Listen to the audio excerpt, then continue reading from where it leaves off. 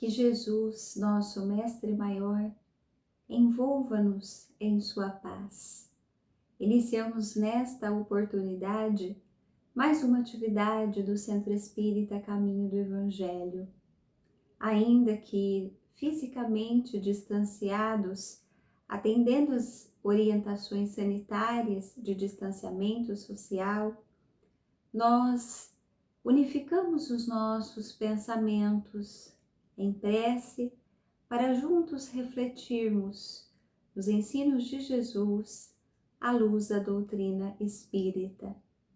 Convidamos a todos para elevarmos os nossos pensamentos, rogando aos benfeitores espirituais que coordenam as atividades desta casa espírita, que tragam a sua assistência para cada um de nós que neste momento se reúne para o estudo, para a prece, para a meditação destes ensinos educativos e libertadores.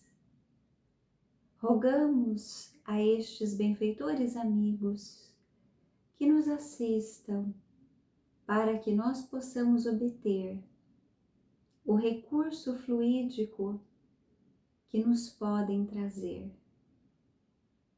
E por esta oportunidade, Jesus, agradecemos uma vez mais.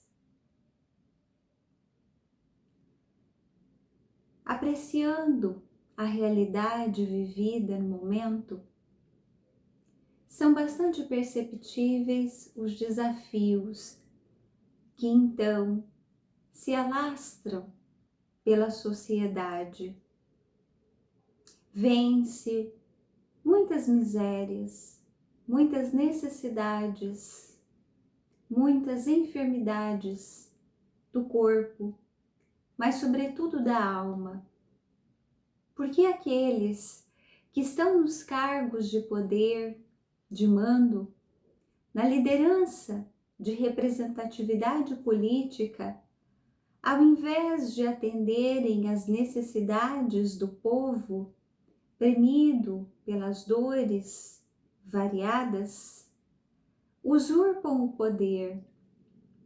E esta busca insana pelo poder, transformando a um indivíduo num lobo voraz em relação ao outro, como raposas políticas envolvidas na sordidez, nos desmandos, nos desvios de recursos que deveriam ir para o atendimento das necessidades públicas, mas que passaram então a lotar os seus cofres particulares.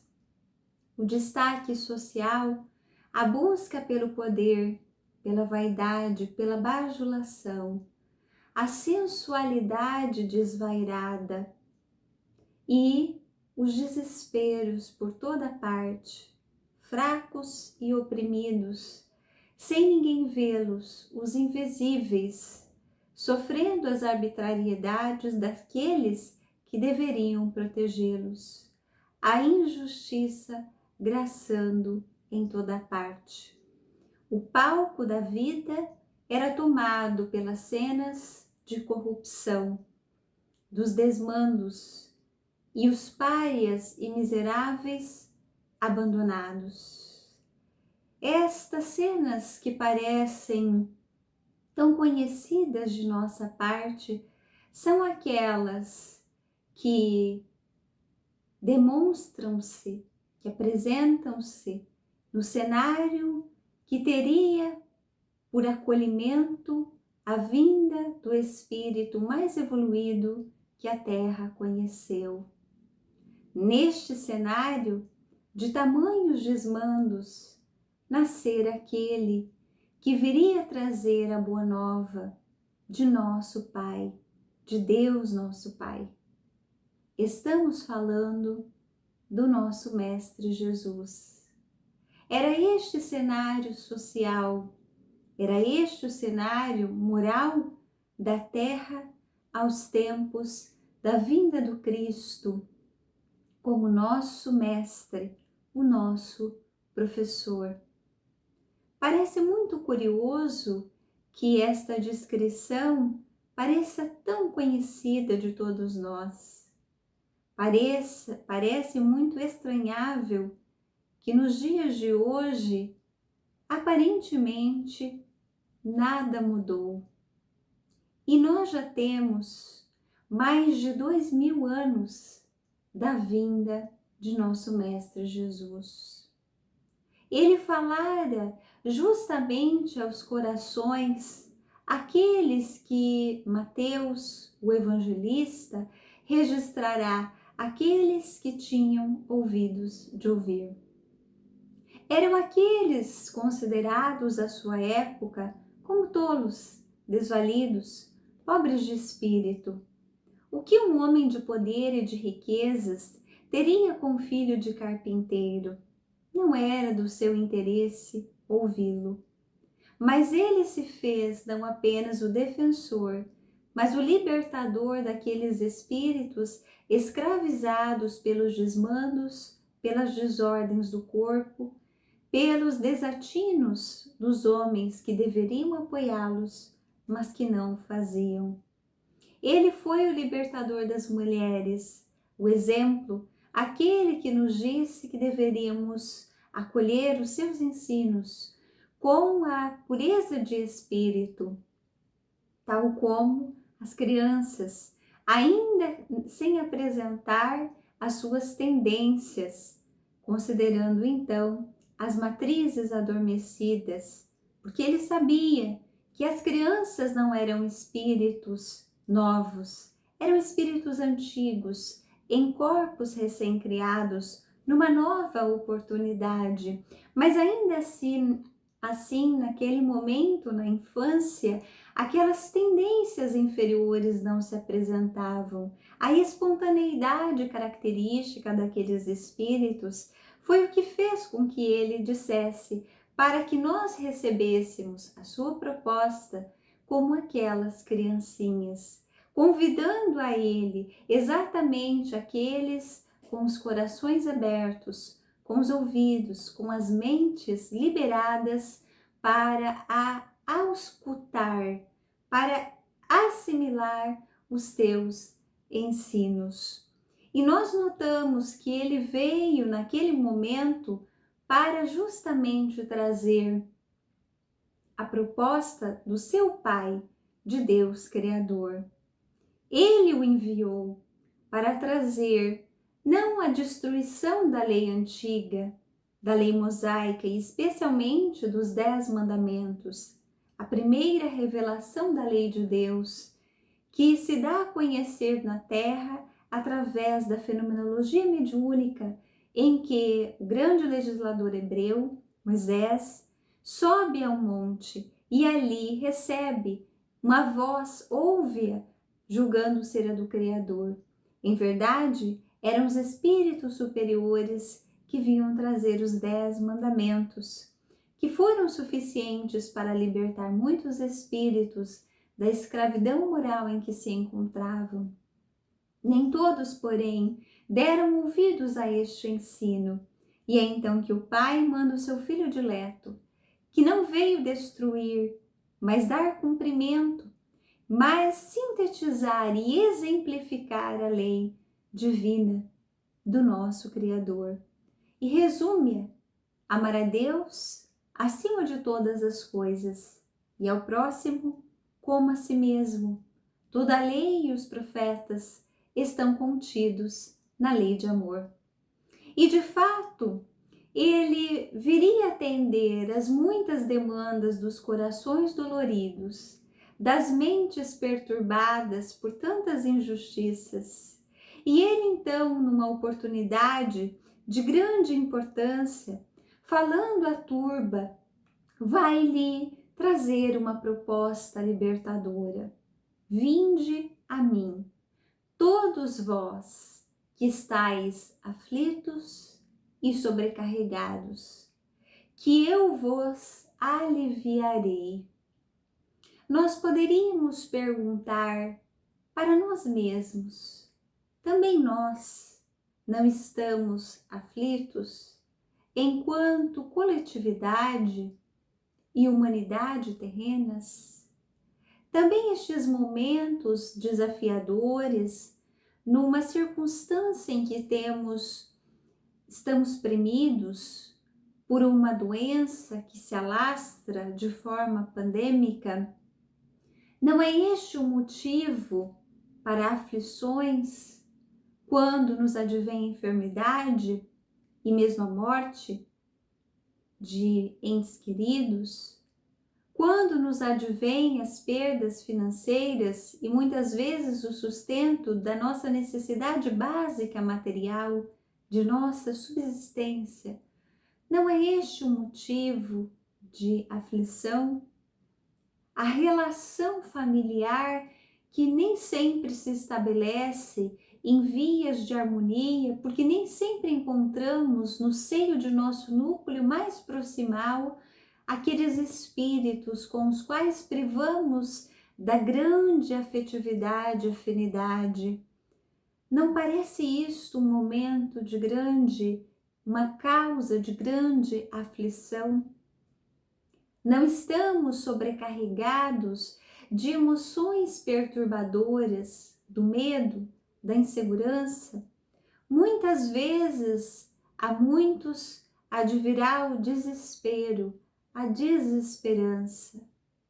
Para estes, para nós que muitas vezes nos vemos então envolvidos com todas estas circunstâncias de desafios, de temores, de insatisfações, ele dirá: vinde a mim, todos vós que estáis aflitos e sobrecarregados, que eu vos aliviarei.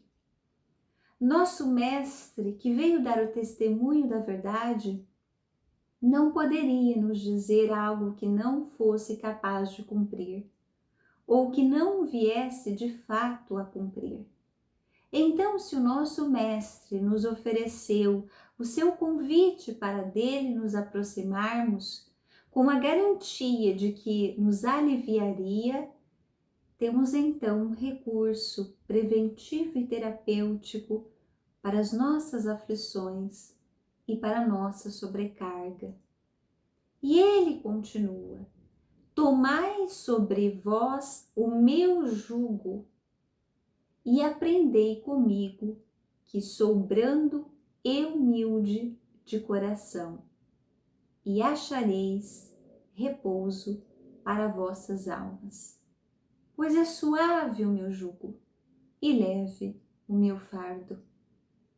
Neste registro de Mateus, no seu capítulo 11, nos versículos 28 a 30, mais tarde estudado pelo codificador da doutrina espírita, Senhor Allan Kardec, numa mensagem que ele insere na abertura do capítulo 6, ou 6º, do Evangelho segundo o Espiritismo.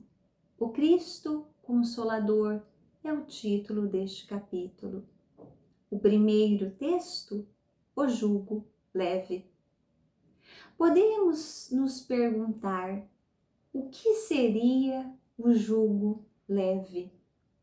Aqueles que são afeiçoados à vida no campo sabem que se denomina de jugo um instrumento que em alguma medida limita a animalha, que dá contenções ao gado bovino, por exemplo, ou outros animais de transporte, como exemplo. Mas o que seria esta palavra jugo no contexto do ensino do Mestre Jesus? Jugo pode ser entendido como domínio. Mas o que ele queria dizer quando falou-nos para que nós tomássemos sobre nós o jugo dele, de nosso Mestre Jesus? Queria ele dizer que nós nos deixássemos dominar por ele, mas ele, que era o libertador das consciências, que tipo de domínio estaria nos propondo? E ele ainda afirma que este domínio, este jugo, em verdade ele é suave. E que se nós nos sentimos sobrecarregados, o fardo que ele nos oferece é leve e, portanto, a sobrecarga diminuirá. E pomos-nos a pensar como é possível um domínio que seja leve, como é possível um fardo que seja suave, já que um fardo é, em alguma medida, um peso. E nós refletimos, então, sobre alguém que nos dá um exemplo justamente desta aflição e sobrecarga emocional. Estamos falando de Saulo de Tarso, ele que viveu a opulência, o poder, o destaque social, a consideração de muitos, ele que era aplaudido e destacado. Nas suas lutas, supostamente, como ele cria, pela defesa do judaísmo, pela defesa dos princípios da lei mosaica, ele também praticará muitos desmandos. Ele também perseguirá os cristãos. E ele, então, mandará à morte um deles, de nome Estevão. Mal sabia ele que este jovem Estevão era um irmão desaparecido de sua noiva, Abigail. Saulo estava atormentado, porque em verdade não era só a defesa da lei mosaica que impulsionava os seus atos intempestivos, impetuosos, mas sobretudo porque ele via no olhar e nas palavras daquele moço, Estevão, uma serenidade, uma paz de espírito que ele, Saulo de Tarso, não havia encontrado na lei mosaica. Mais tarde, quando ele encontra alguém que ele reconhece de um mesmo nível de intelectualidade dele, Saulo, mas com algo mais, uma superioridade moral e uma serenidade, paz de espírito que ele não havia ainda conquistado, ele então não aceita.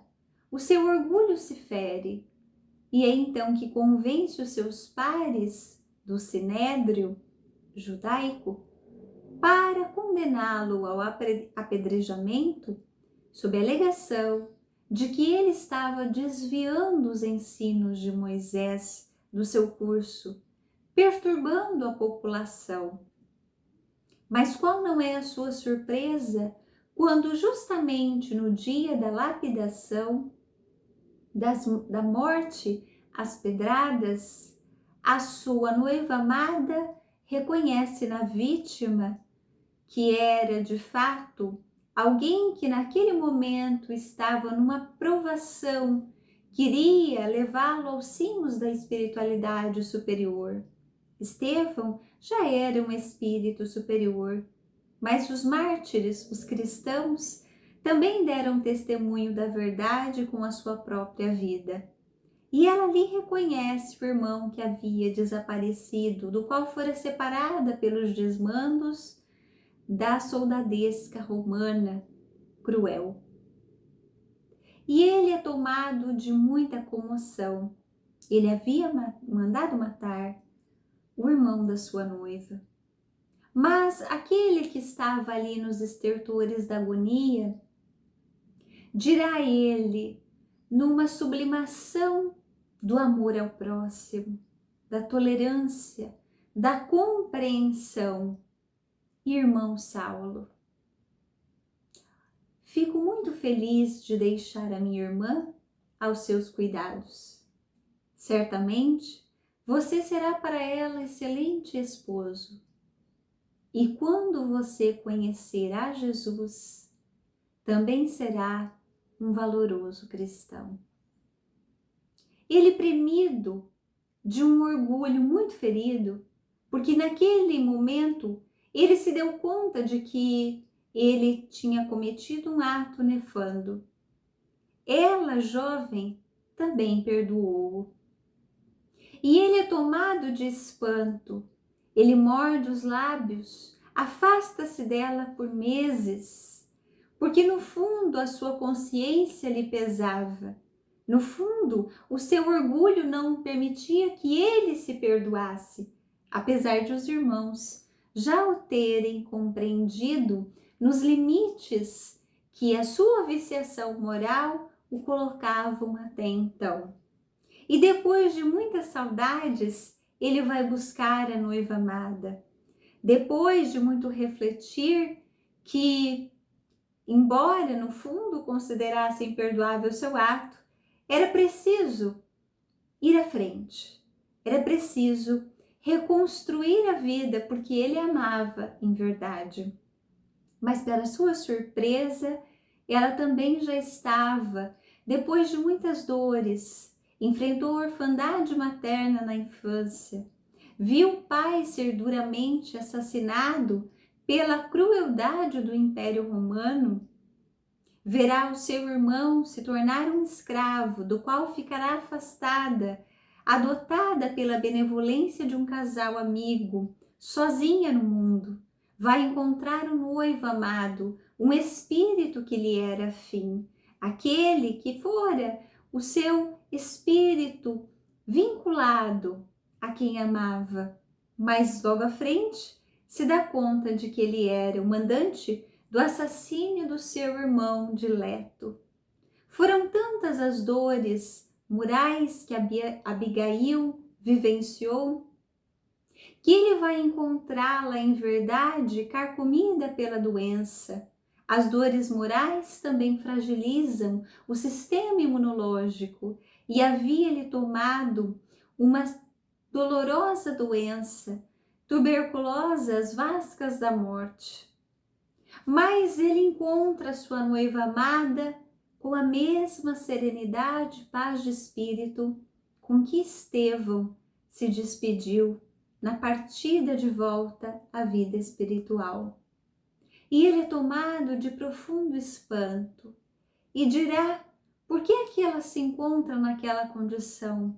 Muito pálida, tosse, muito fragilizada, mas muito serena, muito pacificada. E ele pergunta: Abigail, o que é que se dá com você? E ela diz: me alegro muito de vê-lo, Saulo, mas em verdade estou me preparando para o retorno. Já vejo que meu corpo não tolera mais a vida física, está se esvaindo a sua energia restante, a sua vitalidade remanescente.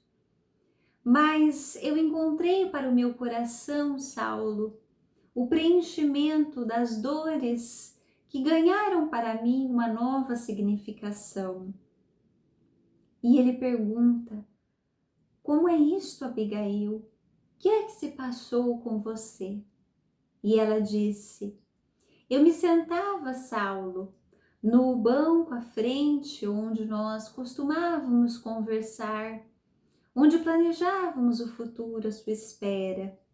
Embora você não viesse, eu tinha certeza de que nós poderíamos nos rever.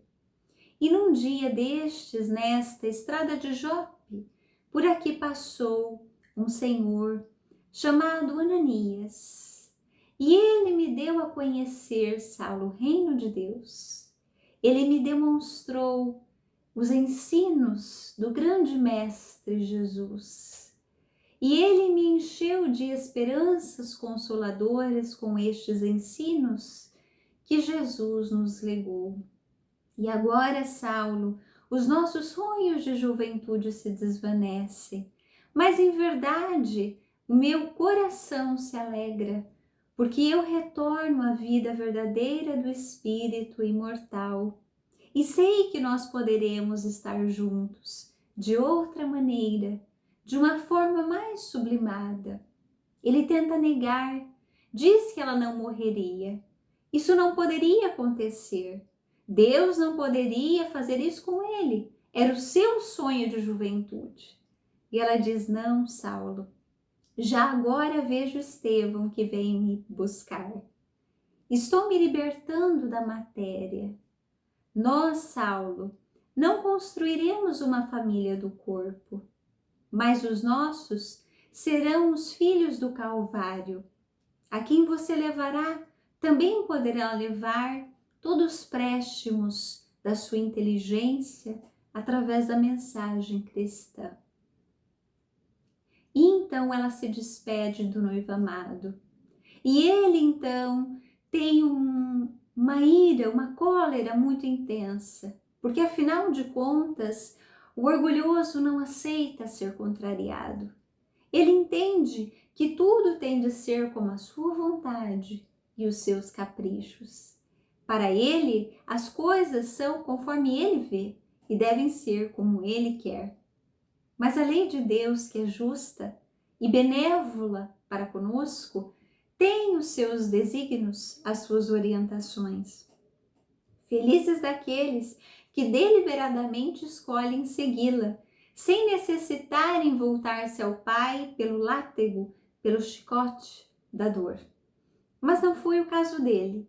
Ele, que era de uma inteligência muito diferenciada, poderia ter acolhido o convite do Mestre através da palavra de Estevão, quando o ouviu, na casa do caminho, quando ele falava aos pobres estrupiados que toda dor tem a sua consolação na vida futura, que toda dor e todo desafio tem a sua razão de ser, se vivida sem murmurações, se vivida com a consciência daquele que se sabe um espírito imortal em provas ou em expiações, se vivida com um pensamento elevado a Deus. Mas ele não quis atender ao convite pela palavra de Estevão. E então, naturalmente, que lhe advém a dor. E com o passamento da noiva amada, com seus sonhos de futuro desfeitos, ele resolve então perseguir aquele senhor Ananias. Como ele havia tido a ousadia, a audácia de converter a sua noiva a uma doutrina que ele considerava herege, a uma doutrina que ele considerava que desviava do ensino da lei mosaica. E põe-se então ao encalço deste homem, Ananias, e vai rumo à cidade de Damasco, onde ele fora informado de que estava este perversor de almas, quando em verdade era um libertador da dor que a matéria e as suas viciações pode nos trazer. E rumo à cidade de Damasco, reflexivo sobre as dores que ali vinha. Ele que teve tudo que a matéria pôde proporcionar. Ele que teve a afetividade de um lar, os estudos da melhor qualidade e que, jovem, pouco mais de 30 anos, já está no topo do seu destaque social, estava num pleno vazio existencial. Não tinha mais sentido a sua vida. E ele passa a rememorar, como numa cena, os fatos da sua existência.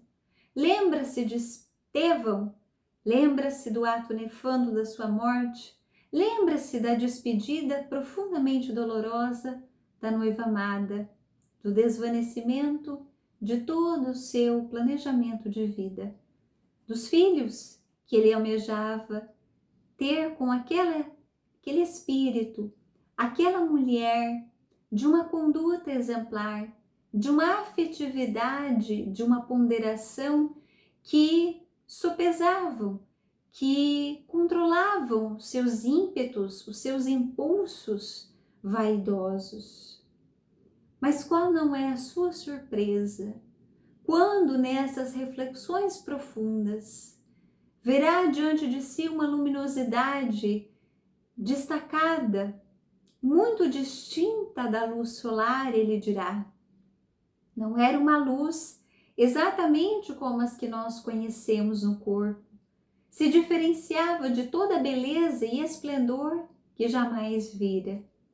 E é então que aquela luz, aproximando-se, se delineia na figura de um homem de majestática beleza, doce, mas com alguma melancolia no seu olhar, e olha-o. E ele, tomado de um envolvimento fluídico de ordem superior, não resiste. Cai do animal que o conduzia, de joelhos, e ele pergunta: quem sois vós, Senhor? E aquela figura veneranda, o mestre maior, lhe dirá: Saulo, Saulo, por que me persegues? Com a pergunta, ele responderá: eu sou Jesus. E ele então se rende ao mestre. Aquele jugo do poder, do desmando, era um domínio sobre ele, mas era um domínio perturbador. Mas agora ele se rende e pergunta: que fazer então? E o mestre diz que ele entre na cidade e que lá seria dito o que fazer. Ele estava então enceguecido pelos seus vícios, mas agora está com os olhos cegos diante da figura de Jesus. Aquela luz se desvanece e ele está cego.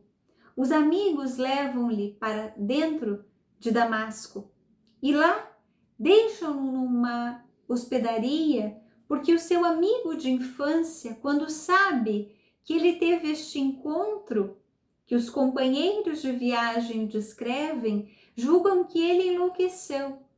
Um perseguidor de cristãos, agora convertido, a este filho de carpinteiro? Não há espaço para ele em minha casa. Ele não se encontra com a saúde mental. Então ele fica ali naquela hospedaria por 3 dias, em preces intensas, até que ao 3º dia houve adentrar-se alguém e ele não pode vê-lo, porque afinal de contas está cego. E esta pessoa que entra com ares de muita afetividade e pacificidade se anuncia. Quem sois? Perguntará Saulo. E ele responderá: irmão Saulo, estou aqui amando de nosso Mestre Jesus. O Senhor mandou-me para que eu venha curar-te a vista. Ele é tomado de espanto e pergunta: qual é o seu nome? Ananias. E é então que ele chora profusamente. Ananias impõe as mãos aos olhos, através de um passe magnético, transmite-lhe os fluidos e ele sente como se caíssem escamas dos seus olhos. Na verdade, eram as densas brumas perispirituais de alguém que nutriu o orgulho e obscureceu a sua visão. E é então que se desvanece aquela névoa e ele volta a enxergar. Ele passa a aprofundar os ensinos do Mestre Jesus, até então registrados no Evangelho de Mateus. E vemos nesta figura de Saulo de Tarso alguém que de fato acolheu esta proposta do jugo leve. De fato, ele estava dominado pelo poder, pelo orgulho, pela vaidade, pelo capricho. Não era exatamente vinculado às riquezas como objeto de sua vida, mas era sim um instrumento da sua vaidade. E é então que ele deixa tudo isto, porque afinal de contas, não era mais este o sentido da sua vida. E resolve então mudar a si mesmo. E é claro que este domínio que sobre ele se exerce é consentido. E é neste sentido que ele escreverá aos Gálatas, dizendo: já não sou eu quem vive, é o Cristo que vive em mim. Eu sou um escravo do Cristo, escravo por livre opção. Porque ele se dá conta de que quando a gente se entrega aos domínios do mundo, quando fazemos aquilo que nos agrada, o sensório, o sentido transitório, aquele que ganha muito dinheiro, aquele que tem a posição de destaque, aquele que tem o poder, aquele que é bajulado, na verdade, se ele se der conta, ele é escravo deste vício moral.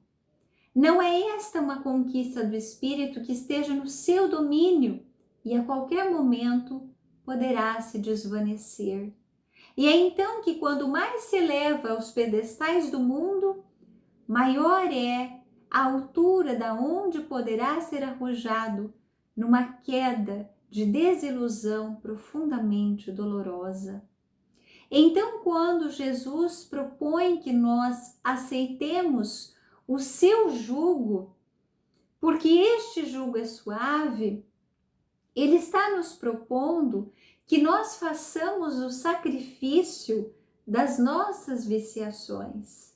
Porque quando fazemos o que nós queremos, da maneira como queremos e quando nós queremos, em verdade nós estamos nos escravizando às paixões inferiores.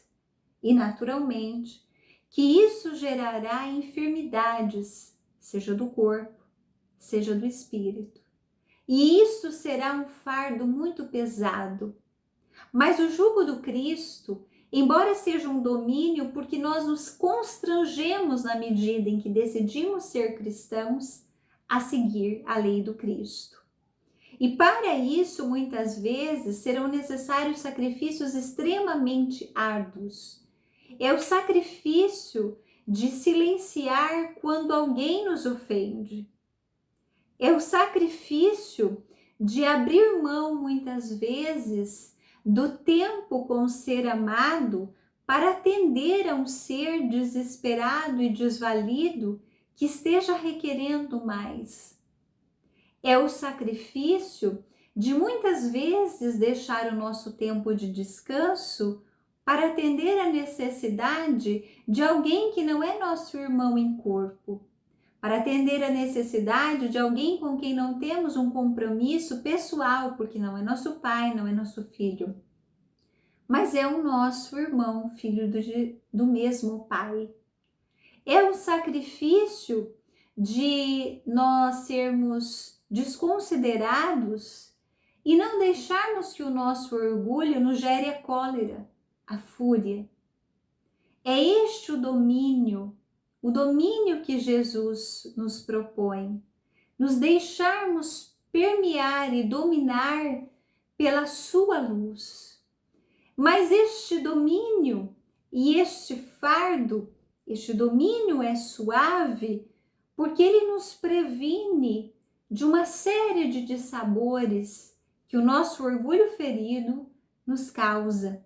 A própria doença física, pelas emoções desajustadas, as tolices que estes impulsos de cólera podem nos levar a fazer.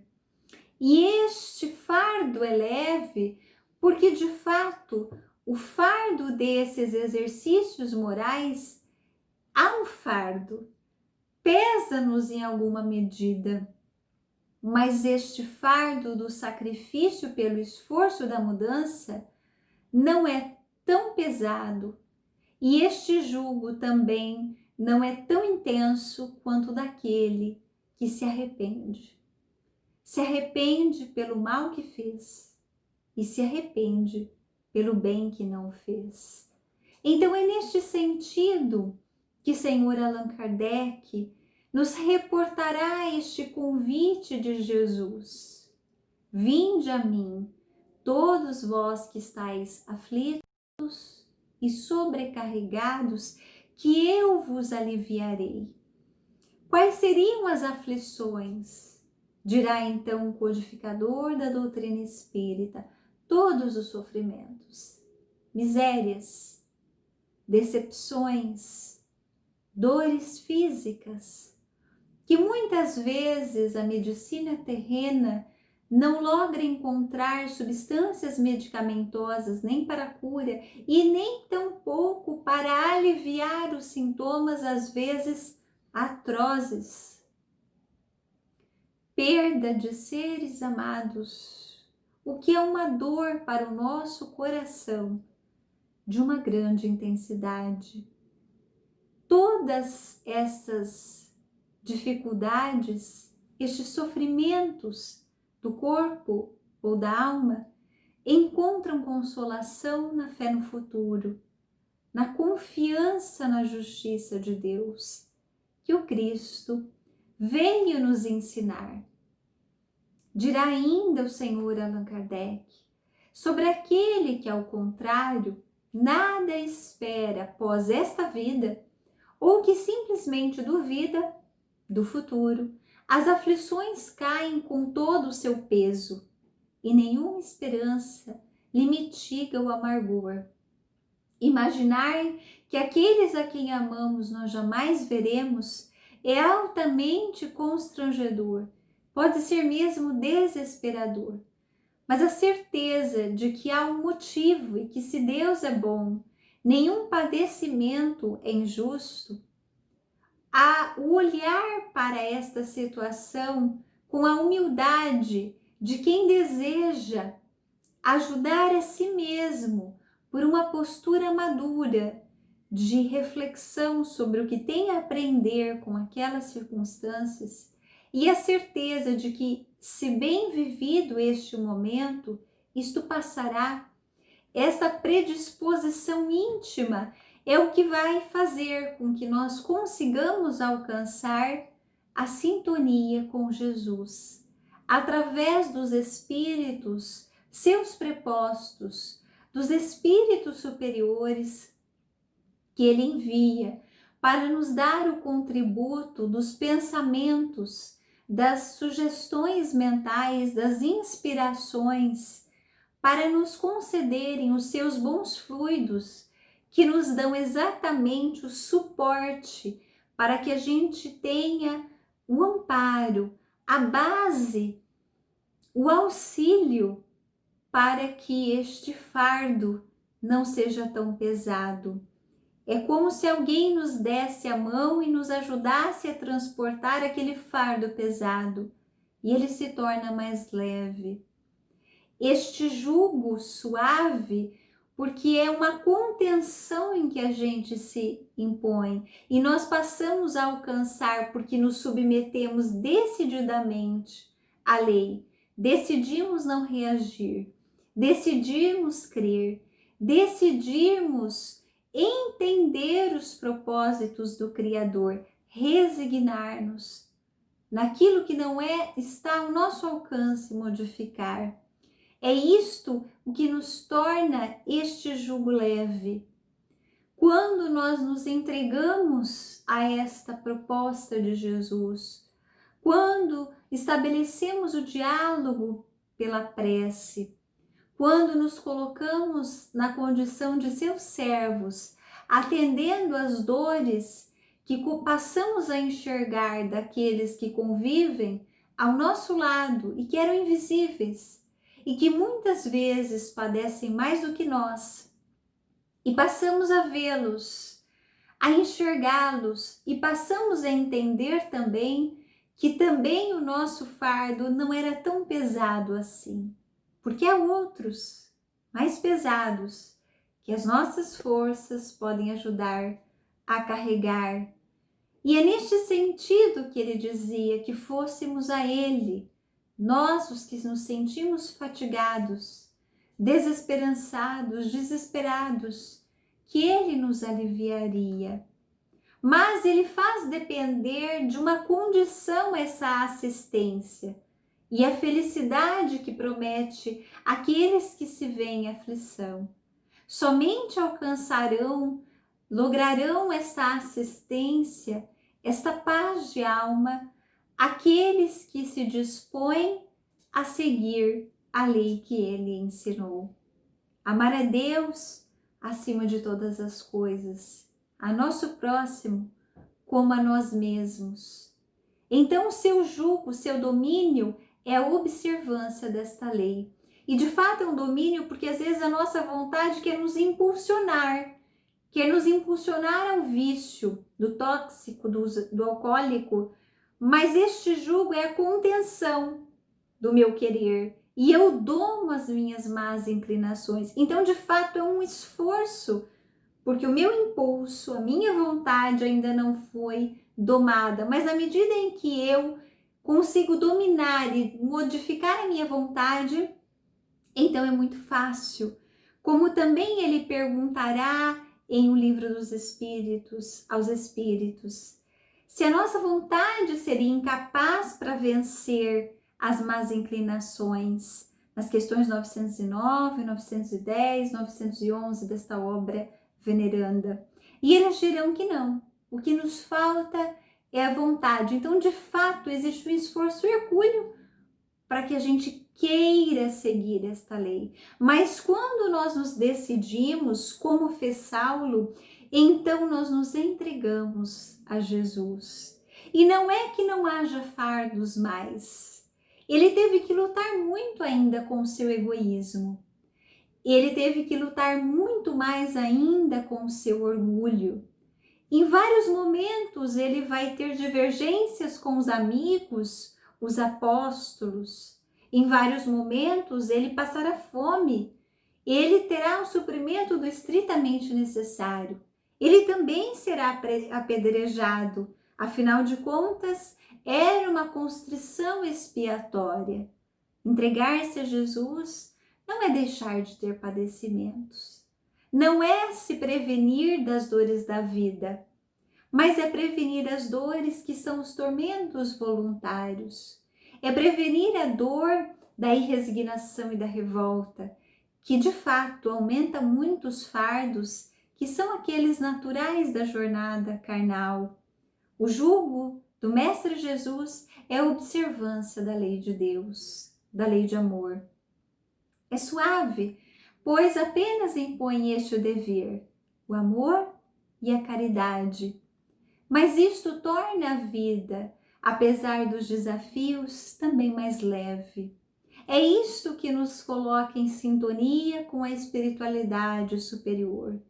É isto o que nos dá o suporte para passarmos pelos desafios que virão, mas para passarmos com a mesma serenidade de Estevão, de Abigail, mas também de Saulo de Tarso, quando convertido de Damasco, Paulo de Tarso, de fato entrega-se a Jesus. Nós outros, que talvez já tenhamos visto Cristo no corpo, quando em uma indumentária carnal daqueles que habitaram seus tempos.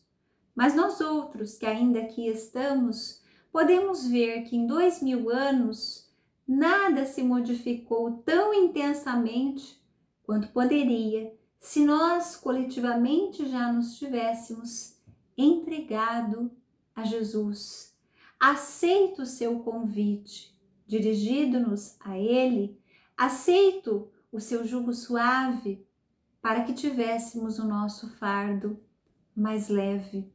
Mas ele já sabia que nem todos o compreenderiam.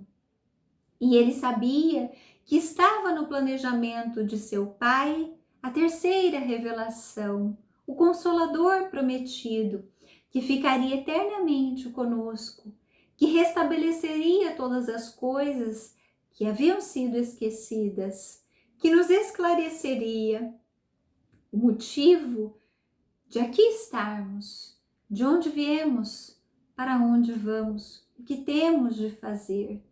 Então este mestre venerando, nosso mestre Jesus, assinando uma mensagem para nós os espíritas, o Espírito Verdade, nos dirá neste capítulo 6º, Cristo Consolador, que Deus manda um supremo apelo aos nossos corações através do Espiritismo. Escutemo-lo. De fato, estes que são dias tão semelhantes àqueles em que Jesus veio testemunhar e ensinar como nosso Mestre Maior. Nesses dias que nós nos sentimos perturbados, aturdidos, com o coração vazio, Jesus nos convida a nos entregarmos e encontrarmos-lo nos ensinos das obras básicas da doutrina espírita, no silêncio da reflexão sobre estes ensinos, na prece em que nós nos colocamos em sintonia com os mentores espirituais.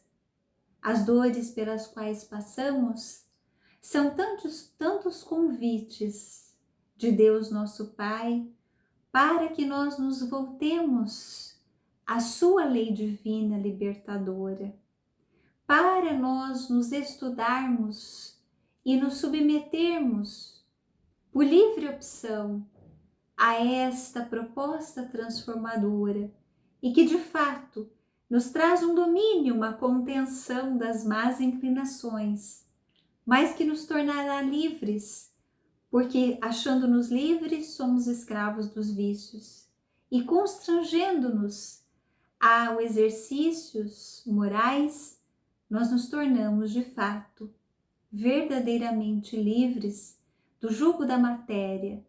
E então, este domínio, deixar-nos levar, deixar-nos conduzir pelo ensino de Jesus.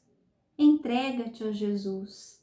Ele não fará por nós a parte que nos compete, mas quando nós acolhemos no nosso pensamento, no nosso coração, quando nos decidimos e temos a disposição de fazer o que Ele falou, serão muitas lutas, mas também muito suporte e apoiamento para esta decisão.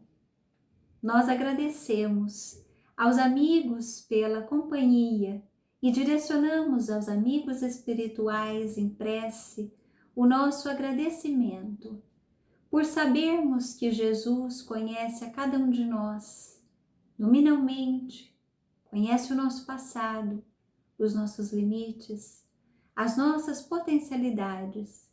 Neste momento, concedeu-nos a bênção da reencarnação e deu-nos como farol, como norte, como suporte, a doutrina espírita, que é Jesus de volta convidando-nos a nos entregarmos ao seu amor. Que Jesus, o nosso venerando Mestre, ampare a todos nós. Muita paz.